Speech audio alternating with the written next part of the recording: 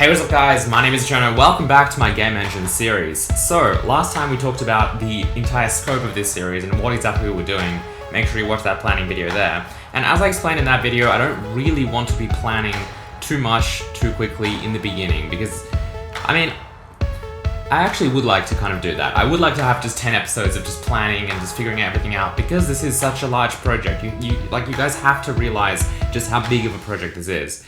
But anyway, because that will kind of be boring, and I also have to kind of balance the entertainment versus production kind of balance, I guess, of this entire series, we're actually going to dive in and start writing code like today. And then as things creep up, we're going to plan for them then and there. And because of that kind of iterative model that we're going to do, hopefully we'll get stuff actually happening as soon as possible. And that way, you guys will kind of see results and it'll be more entertaining. But also, it's a really good way of development that I personally also really like, because instead of just kind of spending ages building up all the kind of foundation and then like a year later seeing a triangle on the screen, we're able to get to that stage a lot faster. And thus is just kind of, it's better to see if what we're doing is even going to work in the first place, and then we can always kind of improve it.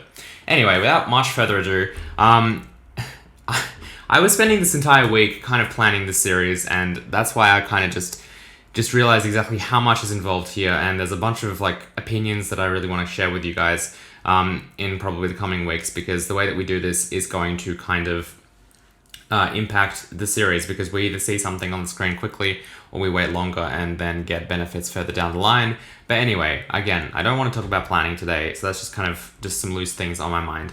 Today we're going to set up everything. So we're going to set up a GitHub repository, we're going to set up a Visual Studio solution and projects, we're going to set up the configuration for that to some extent, and we're going to just kind of link everything together and make a simple application that prints hello world to the screen, but it will be kind of structured and configured correctly for our actual game engine. So the question might be, well, okay, if you're going to make a GitHub repository, if you're going to make a Visual Studio solution, what are you going to call the engine? The engine is going to be called Hazel. Hazel engine. Don't ask me where I came up with that from. I kind of liked, I was going through various nuts or something at work, and there was like walnuts and hazelnuts and stuff like that, and I really liked hazelnut, and hazelnut might end up being like the level editor or some kind of component of it, but I just think Hazel is a really nice, simple name, and I don't think there's any other game engines called Hazel. So Hazel, that's the name of our game engine. Yay, congratulations. That's actually probably the hardest part, is coming up with the name. But anyway, now that we've done that, let's go ahead and make that repository. Okay, so here we have my GitHub account. It's just github.com/thecherno. Here it is, you can follow me here. What I'm gonna do is just make a new repository. I love the fact that I'm doing this in front of all of you guys. I'm gonna call it Hazel. I'm just gonna say Hazel Engine for now as my description. It's gonna be public, of course. I'm gonna initialize the repository with a README. For the git ignore, we won't worry about that for the time being. And for the license, I'm going to give it the Apache license 2.0 for now. Basically, that just means that if someone uses this, they have to disclose that it is in fact the Hazel engine, as well as like other kind of things, like if they modify the source code, that also needs to be kind of documented. But anyway, that's kind of the basic setup. Now, in terms of GitHub and where all this code is going, because I get asked this all the time, the code is going to be 100% free and public. Anyone can use it just as long as you do state that it is the Hazel engine that you're using, which I think is fair. It's going to be 100% public. All the code is going to be online, so you don't need to like be a patron or anything. But speaking of which, I do want to thank all of my patrons, because this series would not be here without you guys. So if you want to support this series and everything I'm doing, you can go ahead and go to patreon.com/thecherno. You'll get videos like a week early. So videos for this series, you'll get a week early. And then there's also many other benefits to do with this series specifically. For example, whilst all of this actual code that we write in each video is going to be public for everyone, no matter if you're a patron or not, I do actually have a private kind of development branch where I've already written like a good chunk of the engine. Like probably, I'd say the first 10 to 20 episodes are probably already done and already available. As of this video going public, it's already available for all patrons. And like, that's just there, right? Because obviously this is a huge engine. I can't type everything in front of you guys. So the stuff that I kind of do in my private time when I actually plan and actually write that code to see how everything's going to fit together, all of that, so basically a working engine, does already go up on that private GitHub repository for all of my patrons. So that's another way that you can kind of help support, and in return, of course, get something as well. That being said, though, the beauty of that is that the patrons get to see the code before it gets written in the video, which means that if there's problems with the code or if there's suggestions people want to make, they actually end up contributing and actually helping, like, basically influence what code actually is written in these videos. So again, huge thank you to everyone for that, because that's really, really cool. Anyway, let's stop talking about that. Let's get back to creating this repository. Okay, so this looks pretty good. I'm just going to hit create repository. And there you go, the Hazel engine repository. That's really cool. I wonder if anyone's going to notice this actually becoming public, because obviously at the time of me recording this video, I haven't actually put out the video yet, and yet there's a new repository that's creeped up. So that's kind of interesting. You can start the repository, of course, by going here, and that way you'll kind of know about changes and all of that stuff. It's kind of like favoriting it, and it helps support that as well. But we have a license and a README file, pretty bland. So now that we've got all of this, we can kind of clone this using Git and actually create our Visual Studio solution, and that will be all great. Now, the way that I like to do this, because either Visual Studio or Git will end up complaining about certain things being already kind of there. So in other words, if you try and clone a GitHub repository into a directory that's not empty, it will complain. If you try and make a Visual Studio solution into a directory that's not empty, that might also not work. So what I like to do with this is just hop on over to Visual Studio. I'll hit File, New Project. I'm going to make an empty C++ project. It's going to be called Hazel. Now, of course, we will have multiple projects in the solution, but I just want the solution name to be Hazel. And I'm just going to put it into C dev. It's usually a good idea to actually put your kind of source code or your kind of development code into a repository, or rather into a folder that isn't tied to your user account. So in other words, I'm just doing C dev. It's not kind of, C users Jan Chernikov or whatever, nothing like that. And then also I want to note here that I don't have any spaces in the name. Spaces can sometimes conflict with certain things. Not all plugins like spaces. I'm looking at a certain Android plugin by a certain company. Anyway, it doesn't matter. The point is, try and avoid spaces as much as possible in your actual names, at least leading up to the actual kind of root folder of your repository. Here we have C dev and then Hazel, and I want to create a directory for solution, and then I'm just going to hit OK. So there we have it, the Hazel solution. Pretty cool. If I just open this kind of folder so that we can look at it, we have a folder called Hazel. Inside we have the Hazel solution file, and then inside there we actually have a folder called Hazel, which has a project called Hazel. So there's a lot of Hazel everywhere, but that's kind of the idea. Now, what I'm going to do next is basically just open a command prompt window by typing in cmd here. And I do have Git installed, so all I have to do is type in Git Clone HTTPS github.com/thecherno/Hazel, and that's it.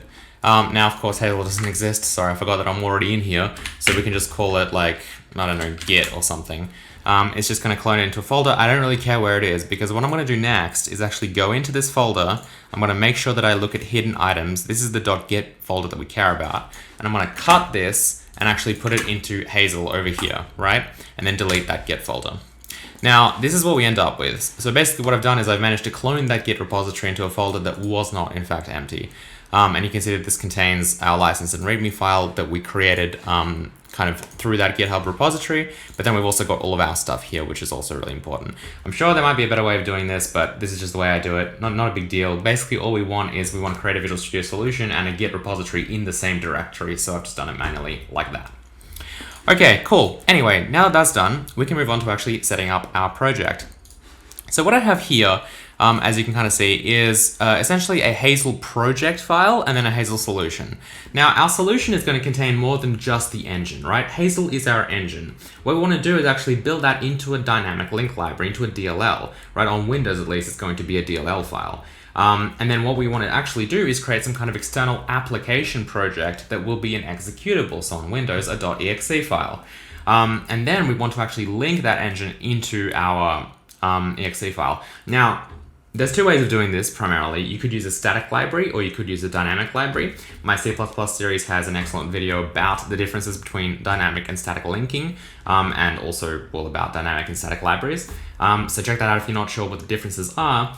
Basically, the reason that I'm choosing to go with a DLL, apart from the fact that we can kind of load on and unload it as we kind of choose, is primarily because we're going to have quite a lot of dependencies, quite a lot of libraries that we actually have to link into our engine to make it work.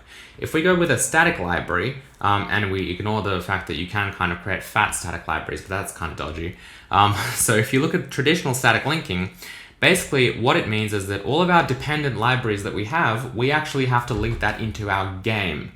Our engine might depend on certain libraries, but we need to link, instead of being able to link all of those libraries into the engine kind of library file, we actually have to link everything into the game, if that makes sense. Again, static linking, that's just how it works. Whereas a DLL is basically like an exe file, so we can actually link everything into there, and then our game will just depend on that single DLL file, which will contain everything it needs, instead of having a billion other kind of library files. So essentially what we end up doing is actually linking everything into that engine DLL, all of our kind of dependencies, which means they all need to be static libraries. So we link all of those static libraries into our engine DLL, and then we link that engine DLL into our game, and that is it. That's all we need. So that's what we're gonna kind of make here. So I'm gonna right click on Hazel, hit properties. These are our properties. Now, since we're here, let's talk a little bit about platforms and configurations. We have two kind of configurations to start off with, debug and release. We can make more further, kind of as time goes on, we'll make more. But platform is something that I want to particularly spend some time on, because if I go to the configuration manager here, we have two kind of solution platforms, x86 and x64. Now, I don't really want to support 32-bit because it's 2018, 32-bit is not something that I want to support. Maybe for legacy reasons, it might be a good idea. So I might re-add it back if people do make the case, or if someone really, really wants it. But for me right now, I don't want x86. So what we're actually going to do is come down here into edit and remove this x86 platform entirely. Okay, gone. We also need to remove it from here because it's also been created here. So edit, Win32, same as x64 in terms of Visual Studio's namings. And then that's it, that's done. So this kind of keeps everything a lot cleaner. We've only got one platform now, x64, and then still two configurations, debug and release. Since we're configuring this, I'm going to go to all configurations.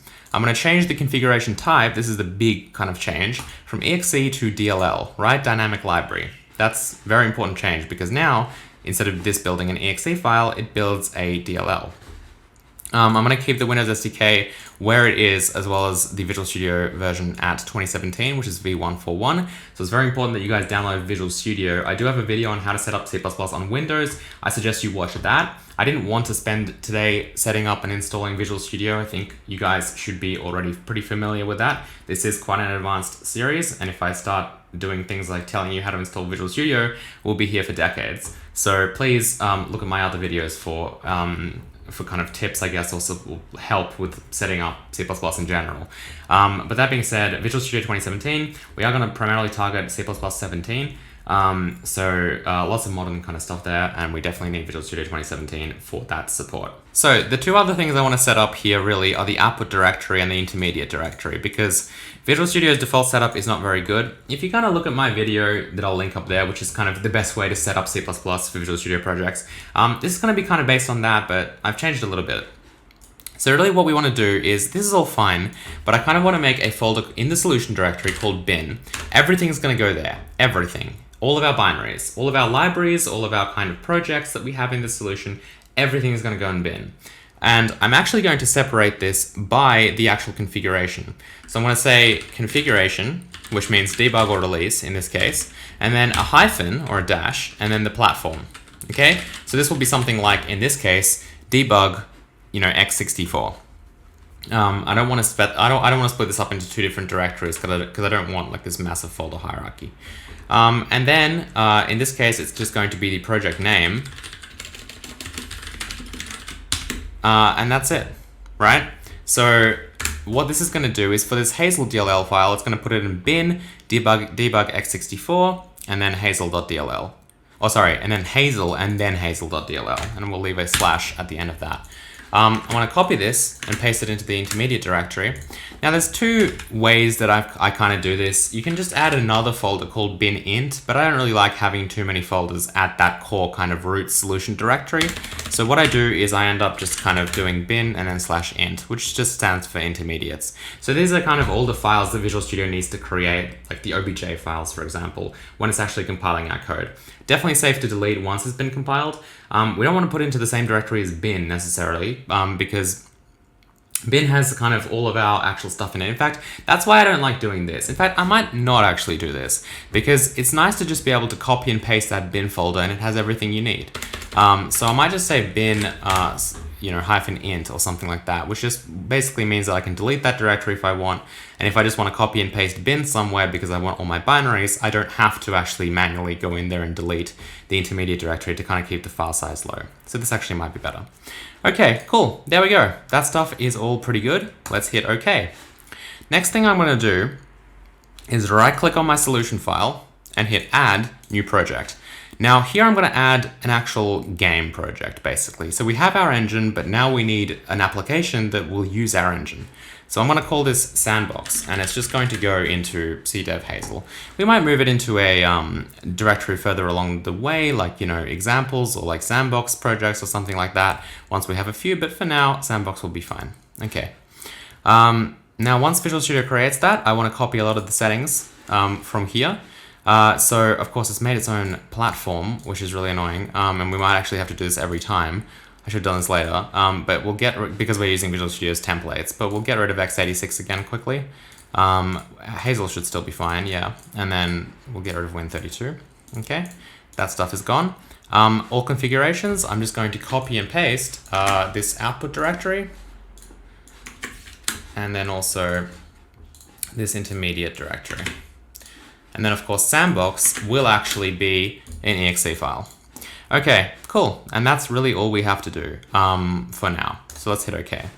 I'm going to set Sandbox as the startup project. And furthermore, I'm actually going to do something now that is going to save some headache probably in the future. I'm going to just open the solution directory. And then I'm going to Control-Shift-W. Well, Control-Shift-W is my keyboard command, but I'm basically just going to close that solution. File close solution is the actual thing that I did there. I'm going to actually open this solution file. I just realized that that's going to not open it as a text editor. So let's open a text editor and take a look at this solution file. I'll open it with Visual Studio Code. Okay, so I'm looking at the solution file here, and basically all I'm going to do is I'm actually going to shift this sandbox project from being the second thing in this list to the first one. What that means is for people who kind of check out this repository fresh from GitHub, Sandbox is actually automatically going to be the startup project instead of Hazel. Because if Hazel's a startup project, it's obviously not going to run, it's a DLL file. But this way, they can just literally open the solution, hit F5, and everything will run. So there we go, that's done. So I'll open this now. Of course, for us, if we have a .vs directory with user settings, it's going to remember like which one we left as the startup project. So that's all kind of easy for us. Okay, awesome. So now let's actually set up a basic kind of structure. So we have Sandbox and we have Hazel. What I want to do now is just kind of link these two together. So I'm going to right click on Sandbox, go to add, and then reference. And then I'm going to add Hazel as my reference. What that means is that now when Hazel actually compiles and generates a static library file and a DLL file, this is going to actually link with that. So Hazel is going to be linked into Sandbox, but it's done for us kind of using Visual Studio's interface. If we right click and hit properties, go to linker, command line, and then look at debug, for example, you can see here that if we look through this command line, we have this line, right? Which says cdev hazel bin debug x64 hazel hazel.lib. Okay? So it automatically links for us that engine library file. Now you might be like, well, didn't we make it a DLL file? Why is it a lib file? It's because when we compile a DLL file in Visual Studio, it actually generates both. A lib file, which contains kind of every function that we've actually exported from the DLL file so that we don't have to manually actually load functions or symbols from the DLL file. And then it also generates that DLL file, which has the actual machine code and any other kind of link stuff as well. So that's why we basically can statically link against hazel.lib, but the DLL file is what we need for runtime. Okay, cool. Anyway, that's how that works. Looks pretty good to me. Let's hit OK. That is it. That's our project set up. Now, I'm going to quickly go over here to Hazel and hit the Show All Files button. I'm going to add a new folder called src, which will contain all of our source code. I'm going to do the same for Sandbox, making sure that we're on Show All Files mode, because we want to actually create that source directory on disk. And then over here, I'm just going to add a basic header file which is going to be called, like, literally I'm just going to test this out now because we're already at like 20 minutes. And I definitely want to save the actual code writing for next time. But I'm just going to make test.h and test.cpp. I'm going to write a basic function here, namespace Hazel, and then void print. I'm going to include test.h, namespace Hazel, void print. This is going to print f hello world. Or rather, let's just say welcome to Hazel Engine. That seems a bit more appropriate. We'll include stdio.h to get that printf function. And then what we need to do is actually decal spec DLL export that function. However, we are going to need to include it as well into Sandbox. So this is going to be a little bit rough because, again, I don't want to set this up properly. We'll set this up properly next time. We'll talk about DLL exporting and importing and how to actually get our library set up correctly with the Hazel API. So we'll talk about that next time. But for now, we'll simply DLL export that print function from here. We'll hit right-click build on the Hazel DLL. Now you can see that what's happened is if we go into the Hazel root directory, we have bin, we have debug x64, we have Hazel, then we have a Hazel DLL file and a Hazel lib file. So that DLL file is needed to actually run our code, but the lib file gets linked into Sandbox so that it knows which functions are available and where they are in the DLL. Let's hit new item in Sandbox. I'm going to call this application.cpp. This is just going to include, well, we're not actually going to include anything. I'm just going to type in void main, which is our main function, okay? And I just want to call this void print. Now what we're going to have to actually do is, for now, copy this, paste it up here, call this decal spec DLL import void print from the Hazel namespace, and then I'm just going to call Hazel print, just like that, okay? And if I right click and build Sandbox, you should see that we don't get any linking errors or anything like that. It's done. If I try and run it though, it's not going to work because it's going to complain about that DLL file actually missing. So again, for now, we're going to automate all of this in the future. But for now, just to show you guys how this works, I'm going to go into bin, debug x64 Hazel, copy that DLL file that we've built manually, put it alongside sandbox.exe, and now hit F5 to run. Now that worked, we didn't get any errors. Let's put a breakpoint here so we can actually see what's happened. If I hit F10 and I look back on our console, you can see it said welcome to Hazel Engine, which we did from within that DLL file. So there we go, we're up and running. Next time, we're gonna continue on and actually write some basic engine code and maybe even write the entry point of our engine. All right, so that's it. I hope you guys enjoyed this video. You can see that it's probably getting a little bit long already, and I kind of want to keep these between 10 and 20 minutes. So we'll see kind of how we go, because inevitably, as we get into more complicated things, it's going to be hard. But everything that I kind of showed you here, even though at the end might seem like I kind of just took a few shortcuts to get stuff working, the reason I like doing that is because you actually see how things work, right? Instead of me kind of setting up automated steps that do everything for us, you can actually see what manually needs to be done so that when we do automate it, you know what's actually happening. But we basically did some very important things today. We created that Hazel DLL file like project, right? And an actual Sandbox project that links with Hazel. We set up a GitHub repository, we set up a Visual Studio solution. Everything's ready to go for us so that next time we can actually dive in and start writing real engine code. So that's the setup done, right? That's all we need to worry about for now, I promise you. And then next time we're gonna continue on and actually start writing some engine code, which I'm really, really excited about. Hope you guys enjoyed this video. If you did, you can hit that like button. You can help support this series by going to patreon.com/the Cherno. Those people already have the next video up, which is really cool. So if you want to see that engine code today, well, you can, and it really does help support the series. And I'm so thankful for you guys because this would not be here without you all. I can't wait to see you in the next video. Goodbye.